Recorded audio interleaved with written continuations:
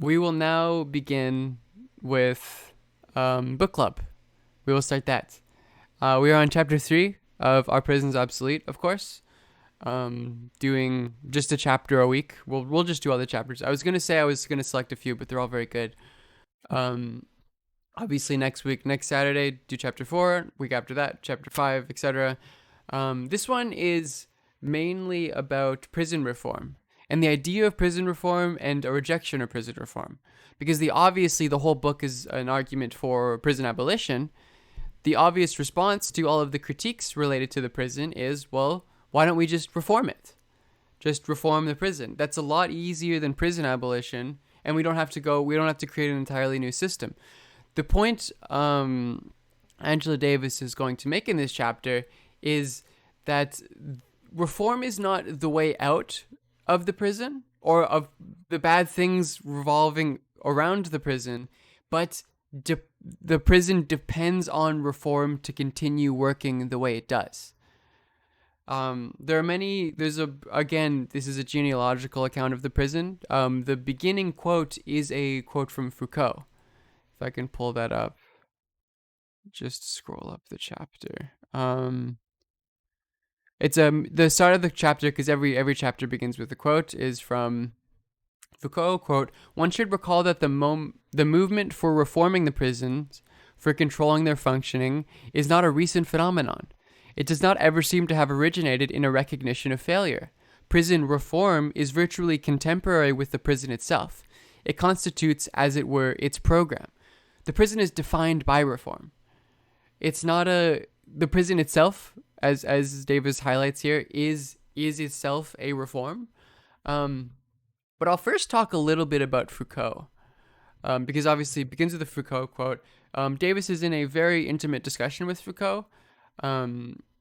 I believe you could interpret a lot of this chapter as Davis providing her own history of the prison, but adding a more materialist slant, because she's a communist, she's a Marxist, to Foucault, because Foucault is not, of course, a materialist.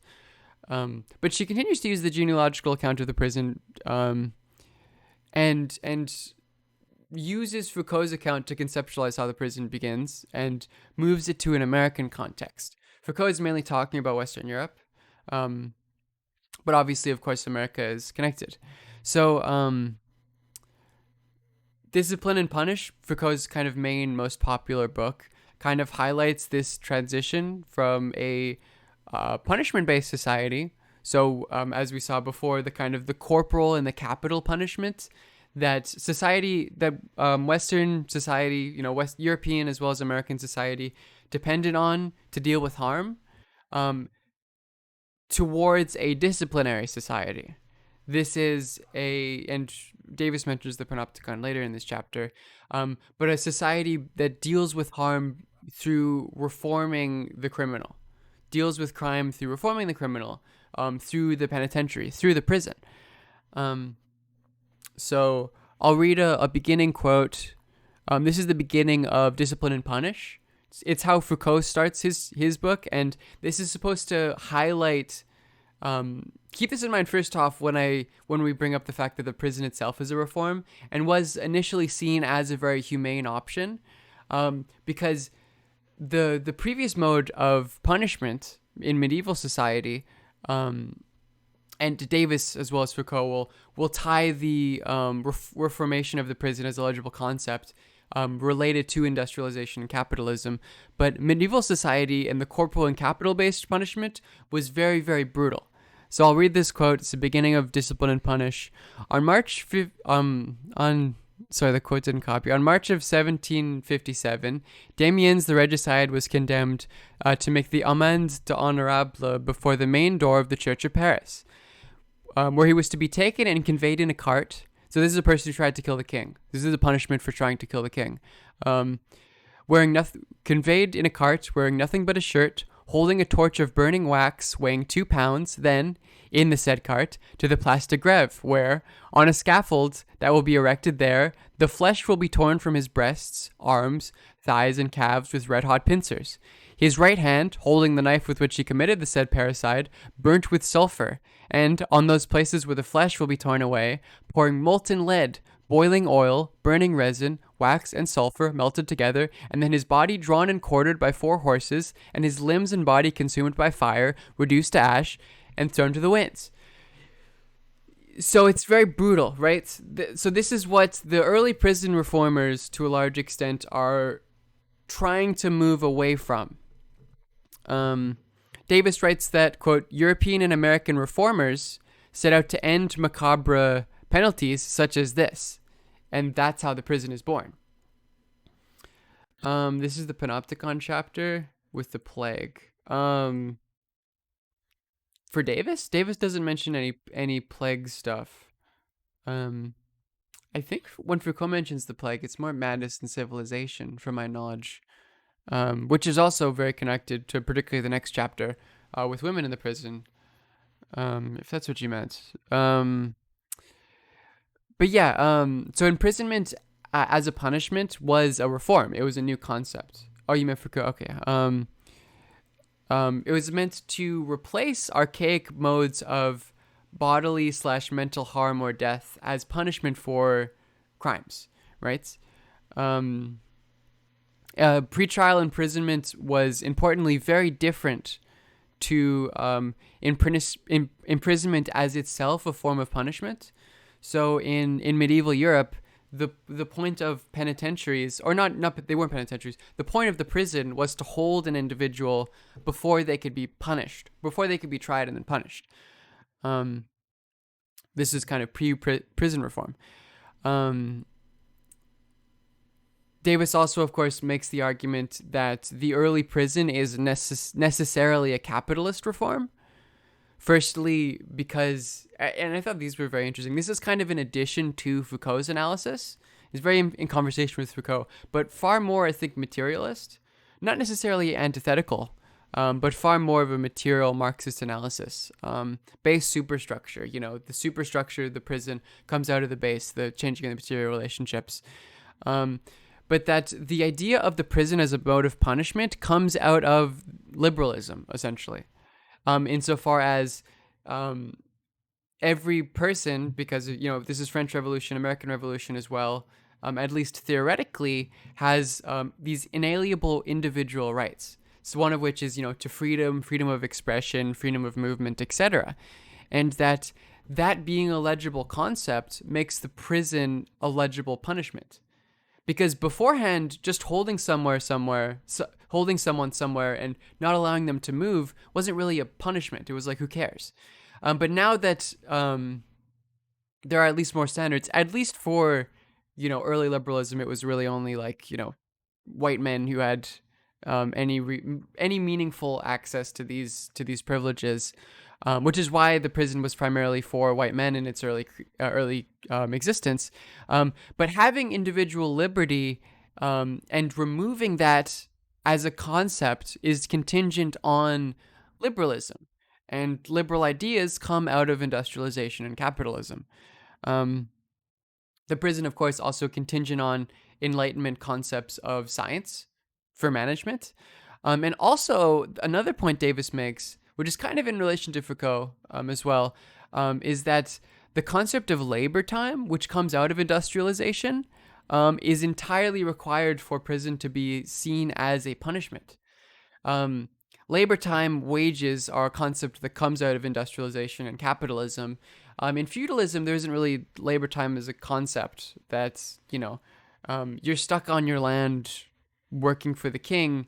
The idea of paying someone a certain amount of money or rewarding them a certain amount of money because of a certain amount of time that they labored wasn't a concept. But the idea of the penitentiary and of the prison and imprisonment as a specific punishment for a crime, as taking away that labor time. You don't have this time to labor, or you don't have this time to work and exist in the laboring market. And there's also early on in the prison, this connects with the previous ideas I just said, there's an important gendered element. The prison was earlier on, and the next chapter is about women in the prison and the introduction of women later on, For the first 100 or so years of the prison, there was no women penitentiaries, or as the prison as a system of punishment itself, it was only men. Only men were punished by being put in a prison. One of the reasons for this is firstly because it's a rights-based system. It's based and predicated on the idea of individual rights, and women didn't, objectively speaking, did not have rights. So you can't, if they don't have rights, if they don't have universal freedoms, you can't remove the freedoms. It doesn't make sense, first off. And then second off, to bring it to more intimately related to capitalism, women weren't laboring in the market. Women's job in terms of their labor was domestic labor. So the idea of removing labor time for women didn't make sense because it didn't apply to them. So generally, the ways that women were punished were related to the kind of pre-prison corporal punishments, but that it was a fundamentally domestic thing. It was the job of the husband, the father, to punish a woman if she did not work properly, if she did not do her domestic work. So yeah, early capitalism does not count women in the realm of the commodity, in labor hours, etc. So the logic of the prison did not apply to women. It explains early domestic abuse in capitalism and its uptick, absolutely. And then, so yeah, I thought those were very interesting points. Building off a lot of what Foucault understands with the development of industrialization and the prison and how power works. But Davis isn't really analyzing it on the grounds that Foucault is, in a certain extent, that power is not the end-all be-all, which it is for Foucault. It's far more material. Again, Davis is a communist. Which it isn't even a critique of Foucault in a certain extent. It's just to say they are different conceptual methods and tools, which is fine. I think even as an individual scholar, it's fine to pick up different conceptual schemas if you are looking at different things. And again, what Davis wants to highlight is the connection between the prison and of capitalism and of racism. Foucault isn't really meaningfully trying to do that. So here is the talk of the panopticon. Again, bringing in what Foucault says and based upon Bentham's model. I can explain the panopticon and how it's a model of the prison, and then we can talk about what Davis does with it. Because again, it's slightly different than what Foucault does with it. So the panopticon was an idea. A lot of people think that Foucault came up with the panopticon and that he thinks it's good or something. It is very important to stress, and this is just a point I've seen. I mean, I am an undergrad, so who am I talking shit? I've seen undergrads get very caught up in this when they're being taught Foucault. Foucault does not come up with the panopticon. He does not think the panopticon is good. He is taking an idea that Jeremy Bentham, an early utilitarian, comes up with and saying it's very emblematic of the early prison reform. Bentham wanting to be essentially an early prison reformer. Fourier liked the panopticon too, right? Which is interesting. Bentham is the early utilitarian philosopher. And essentially what the panopticon is an all-seeing guard tower in a prison. I didn't have images ready, but you can Google panopticon and you can see this in its the way that Bentham describes it and illustrates it. But it's an all-seeing guard tower that has clear visual access to every single prison cell. So usually it's like a circular system. The guard tower is in the middle. The difference, the catch being that the prisoners don't know if there's actually a guard in the guard tower. They can't make that out. The guards can look at the prisoners. They're in very clear, very plain view, but the prisoners cannot look at the guards. And Bentham liked this for a multitude of reasons, and it's very emblematic of the logic of the prison, particularly the early penitentiary, and what Foucault describes as disciplinary power. First off, it's very efficient because you don't need as many people monitoring everyone else. You don't need a constant guard in the tower, right? So it creates a much more efficient way of observing and of maintaining power for those prisoners. Um, Secondly, what it does for the prisoner, and this is very interesting, is it makes them reproduce power. It makes them reproduce like what traditionally would be seen as, or what the prison is attempting to do, the early penitentiary is attempting to do, which is reform the prisoner. Make them into an emblematic citizen who deals with the law and follows it, not because of an immediate fear of punishment, but because they themselves have internalized that punishment. They're disciplined. That's a very brief explanation. So instead of an obscene showing of force, like the regicide example, like corporal and capital punishment to make people behave and follow the rules, the transgressor of the law internalizes it.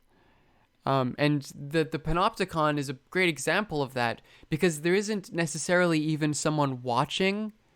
It's very Christian. We'll talk about that in a second. There isn't even necessarily someone watching them. They are doing it themselves.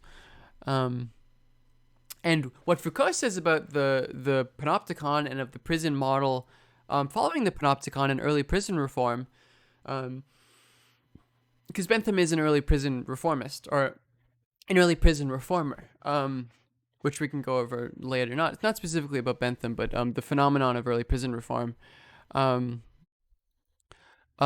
the prison represents is emblematic of society in general in the industrial evolution and forward.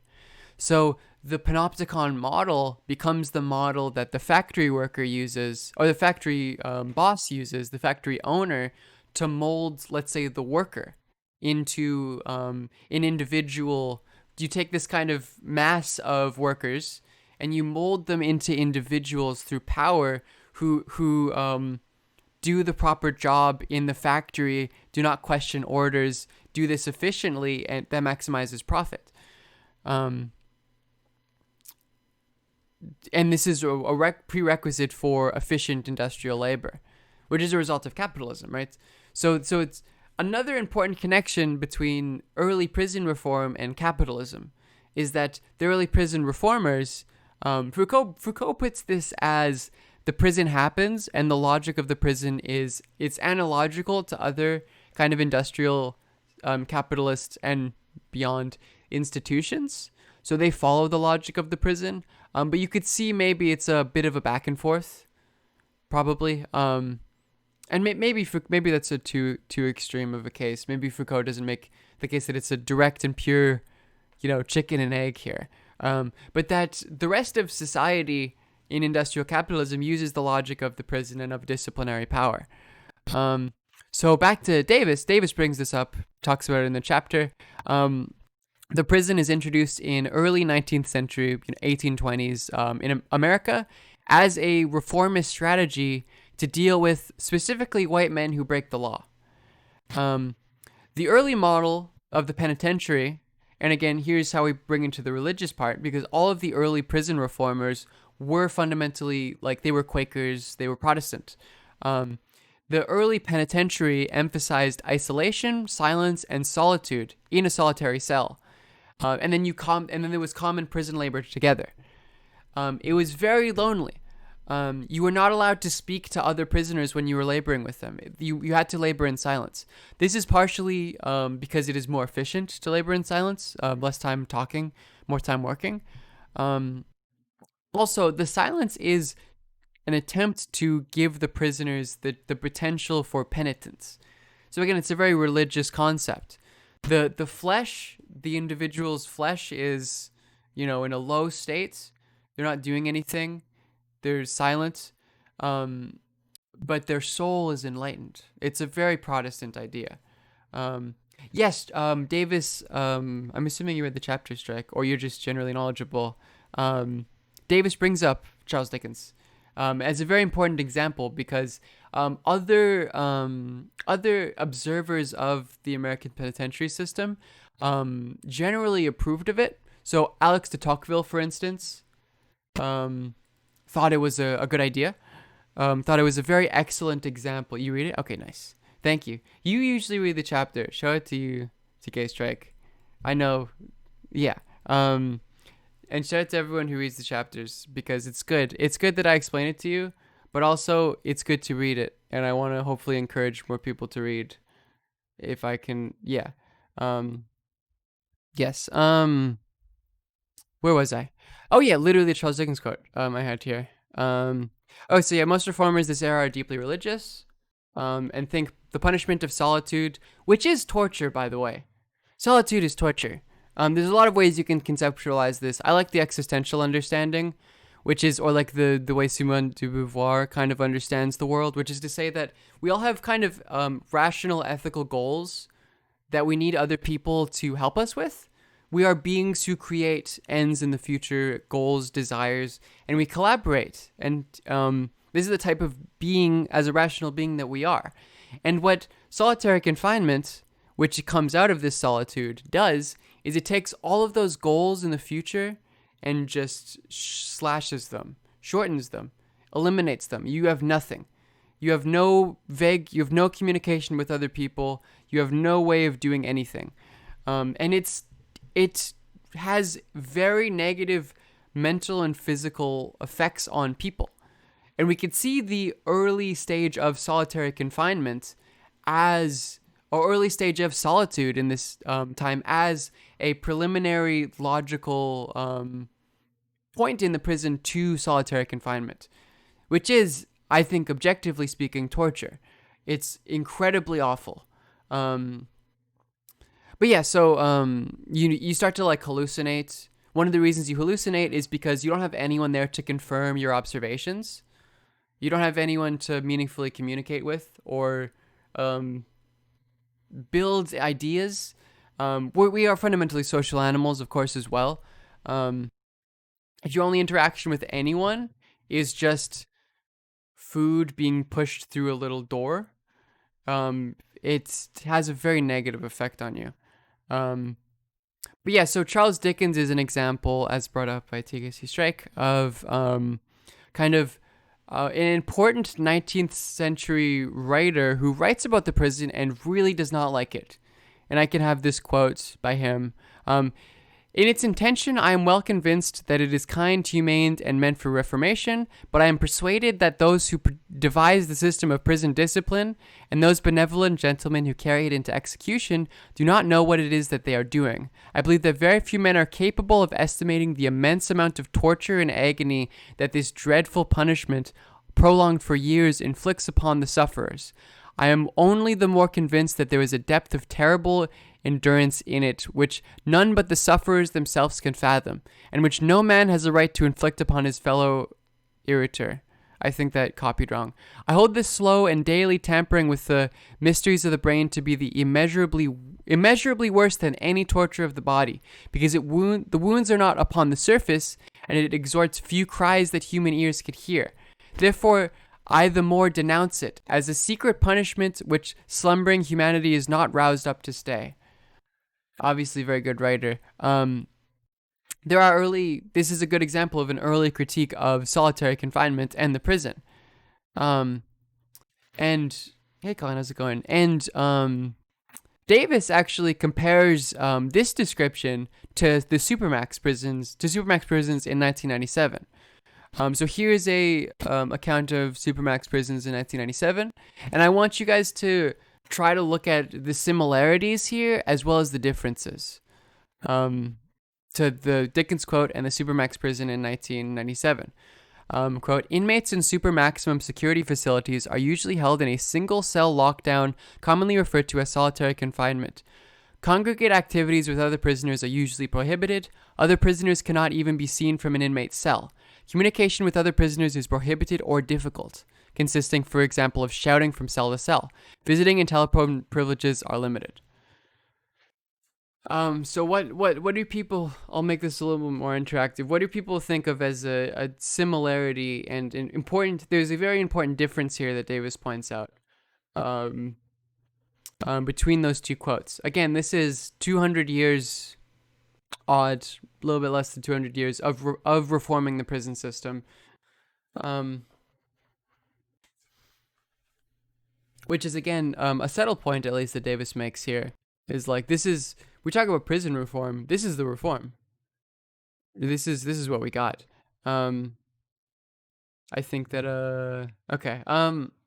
What I will say is the main important difference that Davis points out is that in the supermax prison there is no mention of rehabilitation whatsoever. Um, no mention whatsoever. Um, Very little has changed. Yes, the main important difference is that the point of yes, no rehab, only punitive. Absolutely. There's a bit of a delay here. There's probably it's harder to ask questions. One of the main reasons to look at this is to say again, where has reform brought us? But also that the conclusion of that is that the super maximum prison has left all pretenses of attempting to reform the prisoner. There's no penitence, which is an interesting and this is kind of the system that the contemporary prison has, which brings up a very interesting critique of Foucault that Davis says throughout the book and in multiple situations. Yes, solitary, it's pure punishment. It's pure punishment. There's no way you could possibly argue the prison's reform at this point. I mean, reform the prisoner. Davis brings this up. What was I saying? One of the reasons supermax prisons not for healing. What was I just saying? Why did I just blank on that? The fuck. Uses a cudgel for other to further punish, taking away worker privileges, reading material. Yes, that's also true. The critique of I don't know why I just blanked there. The critique of Foucault that Davis has is Foucault says that discipline. Oh, you did distract me. Don't worry, I'm just stupid. That the prison is fundamentally disciplinary. It attempts to, through the subtle use of power, mold the individual into a person that follows the rules. This is the example of the panopticon and the early penitentiary. What Davis says is, well, look at prisons now, particularly prisons related and the relation in America to prisons and anti-black racism, which is a continuation of slavery, right? Which slavery did not use disciplinary punishment; it was purely punitive. Which is to say, there's no disciplining here. There's no disciplining at all. I'll give an anecdote as well. One of my teachers, one of the professors at Queen's University I go to, is a prison abolitionist, Lisa Gunther. It's like an activist slash professor, and she does reading groups for inmates on death row. And she did a reading group of Foucault to them, and one of the responses, and I think it was a general consensus, is like, I wish they were trying to look at us. This is a prisoner speaking. I wish they were trying to look at us, even perceive us. It's pure punishment. It's not disciplinary. Disciplinary, is totally out of, particularly like supermax, death row, the more extreme forms of the prison are purely not disciplinary anymore. And that's an important critique of Foucault that Davis kind of brings up. But that's a kind of a bit of an aside. Not necessarily, because she brings this up later too. The prison itself is also importantly a reform on older systems of holding. Back to the subject of reform. So in the 18th century prison reformers who created the prison, really the early penitentiary, let's say, Davis kind of uses the word prison to describe the pre-penitentiary prison. But it's important to also distinguish that when we talk about the prison abolition, it's far more related to the penitentiary and what the 18th century prison reformers create out of reform. But it's an attempt to morph the kind of 17th century holding facilities. Again, they would hold you, and then you would be punished either through capital or corporal punishment or through fines, etc. It was an attempt to morph those holding facilities into orderly centers of rehabilitation. So attempt to morph those holding facilities into facilities that use the holding itself as a punishment or, a discipline. Davis kind of uses punishment in a more general sense, not in the Foucauldian technical sense. It's important to emphasize that as well throughout the book. So John Bender, who is a historian, has the quote, "The new penitentiary supplants both the old prison and house of corrections, explicitly reached towards three goals: maintenance of order within a large urban labor force, salvation of the soul, and rationalization of personality." So there's this early move in the 18th century to reform the holding facilities into the penitentiary, into the prison. So another response to, we should just reform the prison is the prison is made in reform and it depends on reform. The ontological state, the very being of, the very essence of the prison is dependent on reform.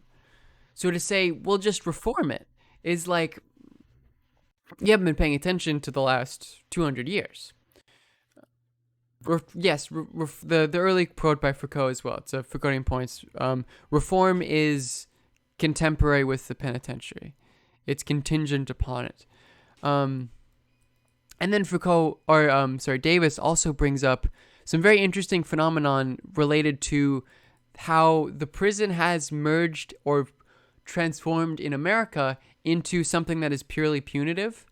So the 90s crime bill, for instance, made like prison writing, which was a phenomenon of prisoners being educated within the prison and writing and being published from the prison, like published in academic journals, for instance, entirely removed all possible funding for prison writing and for prisoners to be able to take courses.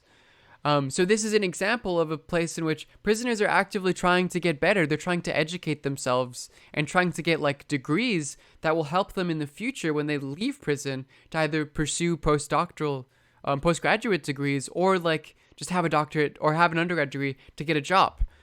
And the 90s crime bill is entirely erasing that. Malcolm X's biography, Davis brings up, gives an account of his prison education. Back to the Clintons, his example, Malcolm X's prison education, which is a very popular kind of common or I guess well-known example of prison education, where Malcolm X improved his reading and writing skills greatly in the prison, read a lot of books, started to write things, but he gave his account of the fact that he learned not because of the prison regime, but very explicitly in spite of it. All of the prison regime, and this is in the 50s, so even before the removal of, I guess it's before the creation of it too, because she brings up the Attica Prison Rebellion and its effects. I believe this is right after this in my notes. That the prison regime made it explicitly difficult for prisoners to learn and educate themselves. And if you look at the early penitentiary, that was the very explicit reason for the penitentiary, for the prison, is reform, is education, is like literally, right, the removal of the flesh, not the removal of it, sorry, the degradation of the flesh and the conditions of the physical self, to isolation or just hard labor, and that would heighten the soul. And there are explicit examples in which people are using their prison time to educate themselves, and it's hard for them. So it's like, yes, Malcolm X did consider it a liberating experience, of course, not because of the prison regime, but in spite of it. There's examples of him like reading books, using the light of the hallway at night, like getting onto the floor and using the light of the hallway at night, and then every hour that they would come, like staying in bed for 2 minutes on the hour that they would come, and the prisoners would, that the guards would come and make sure that you were in your bed during curfew or whatever. Um, and other examples, he initially only had access to a dictionary. He couldn't get any other books in the first couple months. So he just read the dictionary and memorized a bunch of words. This is not a environment that is allowing a prisoner to lift themselves up, let's say, spiritually or mentally, as a result of them having nothing to do physically. Um, there's a general open disregard by contemporary prisons and even prison reformers, and those who monitor and administer the prison for rehabilitative strategies. And on the final note, I think this is the end of the chapter. Davis brings up the Attica Prison Rebellion and its effects on reform. The Attica Prison Rebellion is a very interesting phenomenon. About half of the Attica correctional facility is 1,000 or so prisoners openly rebelled, and stormed and controlled the facility. Took like 28, I believe, staff hostage, and they had a manifesto. So the start of it is like, quote, "We are men, we are not beasts, and do not intend to be beaten or driven as such. The entire prison populace has set forth to change forever the ruthless brutalization and disregard for the lives of the prisoners here and throughout the United States." This happened, I believe, in the 70s.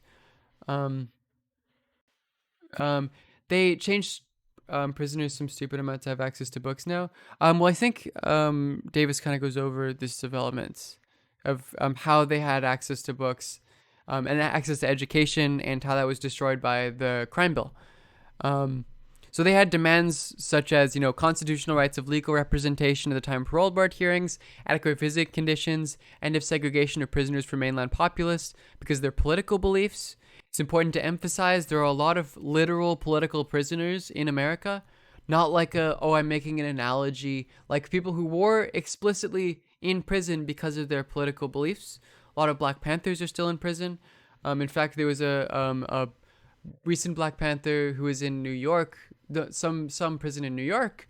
I can't remember their name. Who was denied any release because of COVID, because he wouldn't renounce his political opinions related to Black nationalism and the Black Panthers. So it's that's about as much of a political prisoner as you can get. But back to Attica Rebellion, the National Guard stormed the prison, killed 43 prisoners and 11 guards as a result. But as a result of the Attica demands, for instance, Attica created a lot of discourse around prisons and was a very important early point to earlier American prison abolition and its ideas, and it as a comprehensive idea in a contemporary sense. So the kind of modern prison abolition, but as well as inspired a lot of prison reforms, some of which were objectively, let's say, good or anti-carceral, as we'll say. There's an important difference, and Davis doesn't make this distinction in this chapter, but I believe she does later. There's an important difference between a reform that entrenches incarceration and one that is anti-carceral. So an example of Attica and of a good reform, let's say, because it's one that works explicitly against the logic and the goals of the prison, was college-level courses being taught at, for instance, Greenhaven Correctional Facility, which is where a couple of the prominent members of the Attica Prison Rebellion were sent to, for instance. There are a lot of prisoners who earned undergraduate-level college degrees here in this facility. It was very, very successful in the 40 years that it, the 40 years, I believe 30 years, that it functioned. A lot of whom literally, every aspect of the prison is privatized. Yes, that's also an important point. Recommended to me in the vein of Foucault. Carmichael Speaks. That's Carmichael Speaks. Foucault takes a lot from the Black Panthers and Stokely Carmichael as an example. Doesn't really cite them, which is kind of shitty. But takes a lot of their critiques of the prison and how it works in relation to other systems of power. Carmichael Speaks is a good book. It's a collection of his speeches and writings. But yeah, what was I saying? Oh yeah, so this was a very successful thing that really meaningfully, again, the point Davis wants to make here is like this is the goal of the penitentiary initially. Supposedly, at least ostensibly, was to lift the prisoners up. People were getting degrees. A lot of people were pursuing postdoctorate degrees outside of this. It was really helping the prisoners at Greenhaven Correctional Facility get a better future after they left. And the 94 crime bill eliminated all Pell Grants for prisoners and defunded all higher education for prisoners. And the Greenhaven Correctional Facility no longer had a university there. Um, so it's obvious that, firstly, positive reform is a product of, like, in this case, it's literally prison revolt, right? And resistance. Resistance by either, prison abolitionists, anti-prison activists, but as well as prisoners themselves. So this is an example of one of the reforms in which that's the case. And that these reforms perform outside of carceral logics and not within them, which seems paradoxical, right? Particularly because of the early penitentiary. The Pell Grant is what got me. Oh yeah, I was confused. I don't really know what a Pell Grant is. I'm not gonna lie, because when I think of Pell Grants, I think of Kamala and the small business stuff. Um, which, but I think it's a positive in this sense because it helps some prisoners who get Pell Grants like get money outside of the prison, particularly in relation to higher education, and like makes it easier for them to actually reintegrate into society and pursue some sort of meaningful goals in their lives related to either their career or further education, and live a more meaningful life. And of course, that was done away with. But it seems paradoxical that the that having higher education in the prison is an anti-carceral logic, particularly when the early prison was explicitly for the purpose of penitence. What we learn here also is a repudiation to a minor degree of Foucault. Because what Davies is kind of saying is, particularly in America at least, but prisons in general, haven't really had that goal. That's been maybe a slight goal of theirs, but rooting the prison in an analysis of like capitalism, for instance, the goal of the prison is not reformation. It is the continued subjugation of, let's say, black people. We looked at the previous chapter, the relationship between slavery, anti-black slavery, and its continuation after the Emancipation Proclamation through the prison, but also just in general against like communities who are in poverty, for instance, which also includes not simply men but women as well.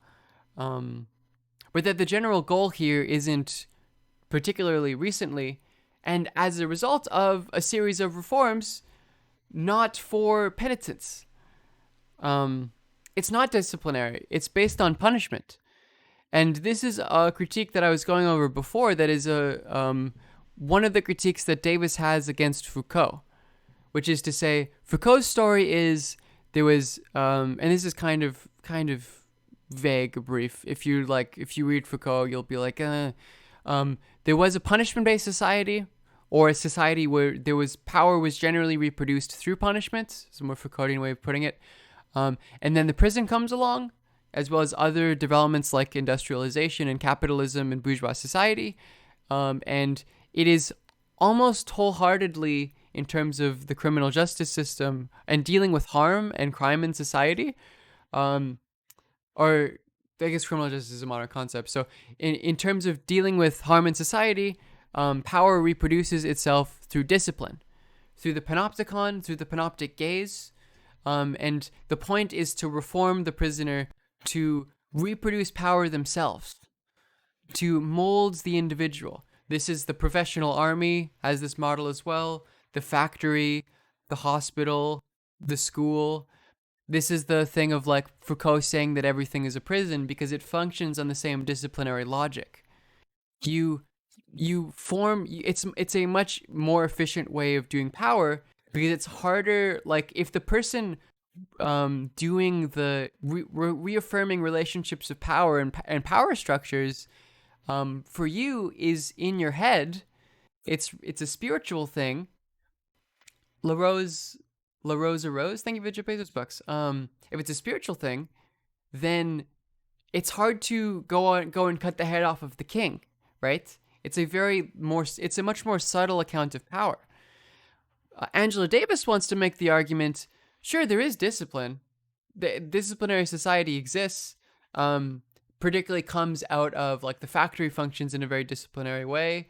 But if we look at the development of punishment in society, and I honestly can't remember if she makes this argument in a further way in further chapters. If she does, we can re-examine this point. Because I know at some points in her life she's made this argument in a more explicit way, as an explicit critique of Foucault. But this is what she's saying is that is to ignore, for instance, the experience of like black people and their relationship with the prison, in which it never was disciplinary in any sense. It was just a continuation of punishment after slavery was abolished formally, or the system of the planter class in the South, and that the modern prison doesn't work in a disciplinary way, fundamentally not disciplinary. Lil Framel, I think I'm saying your name wrong. Lil Framel, thank you for 3 months. Yeah, I think that's all the points I have to make. Book club is just Saturday. Yes, we do a chapter a week. Talk about the novel. Oh yeah. I didn't put much in about the novel, but the novel point is very interesting. The novel I can talk about it a bit. The novel kind of comes out of a similar context to the prison. So early 18th century, the novel as a form of art, as a prominent kind of artistic form of expression, is like an example of a reaffirmation of prison logic in a particular way. And this kind of relates to a discussion I had with a friend of the stream, Anna, who hosts Astrology, in the first chapter, because they were on that, related to literature and art and media in its relation to the prison. That in a lot of cases, the prison makes certain forms of art more intelligible or more clear, more obvious. Our imaginations are contingent on or very heavily related to popular media. One of the forms of this is the beginning of the novel, and I believe the central argument is that if they could vote Bush, they couldn't have won. Voting is another good example of but is that essentially the mode of intellectual production related to the novel? It's a sole individual working on a very large production of media themselves. There's typically a single author to a novel. You go into your private domicile, you're separated, and you work.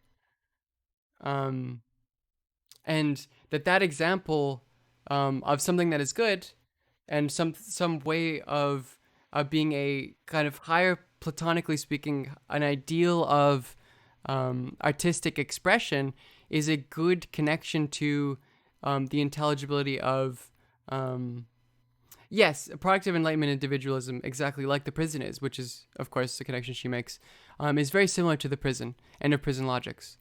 So this is, again, another intimate example of where our imaginations and our understandings of the world, even very explicitly outside of the prison, are related to the prison.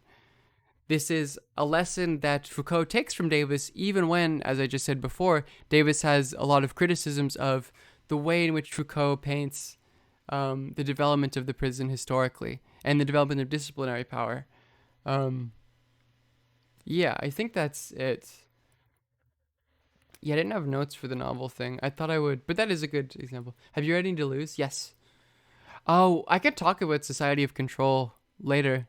We can do that as a book club. I mean, it's hard. Society of Control, Postscripts on a Society of Control is Deleuze's essential prescription or building upon Foucault's idea of disciplinary society. I think Deleuze gets a lot wrong about Foucault, um, but this is an entirely different discussion. I'll formally end the book club here. I did not dye my hair, no. Just different lighting, maybe. Yeah, that's book club for this week.